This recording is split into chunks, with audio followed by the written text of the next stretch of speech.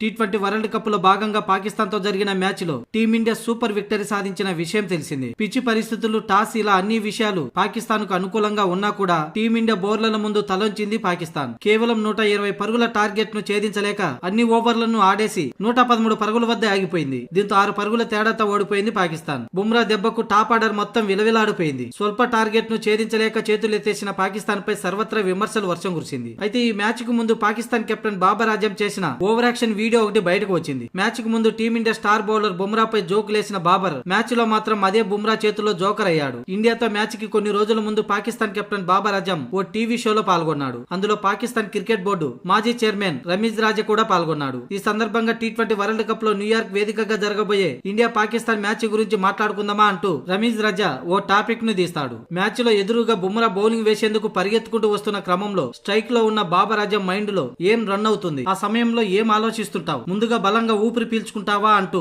బాబర్ ఆజం అడగ్గా ఆ ఊపిరి ఏదో బుమ్రా తీసుకుంటాడు అంటూ బాబర్ ఆజం కౌంటర్ ఇచ్చాడు. అలాగే నీ కోసం 2 స్లిప్పులు కూడా పెట్టి ఉంటాడని రమీజ్ రాజా చెప్పగా మిడ్ వికెట్ లో ఖచ్చితంగా పెట్టడంటూ బాబర్ ఆజం జోకులు వేశాడు. ఇలా మ్యాచ్ కి ముందు బుమ్రాపై జోకులు వేసిన బాబర్ ఆజం మ్యాచ్ లో మాత్రం అదే బుమ్రా చేతులు అవుట్ అయ్యి జోకర్ గా మారాడు. 13 బంతుల్లో కేవలం 13 పరుగులే చేసి స్లిప్ లో సూర్యకుమార్ యాదవ్ కి క్యాచ్ ఇచ్చి అవుట్ అయ్యాడు. బుమ్రా వేసిన బాల్ ను అంచనా వేయడంలో పూర్తిగా విఫలమైన బాబర్ ఆ బాల్ ను అస్సలు ఆడలేకపోయాడు. బాల్ వచ్చి బ్యాట్ కు తాకి వెళ్లి సూర్య చేతుల్లో పడింది. ఏం జరిగిందో కూడా బాబర్ సరిగ్గా అర్థం చేసుకోలేదు. బుమ్రా అంటే ఏదో నార్మల్ బౌలర్ అని జోకులు వేశాడు బాబర్. కానీ మ్యాచ్ లో అతను ఎదురుగా వస్తుంటే బాబర్ గుండె ఫ్యాంట్ జోబులోకి జారిపోయి ఉంటుందంటూ క్రికెట్ అభిమానులు పేర్కొంటున్నారు.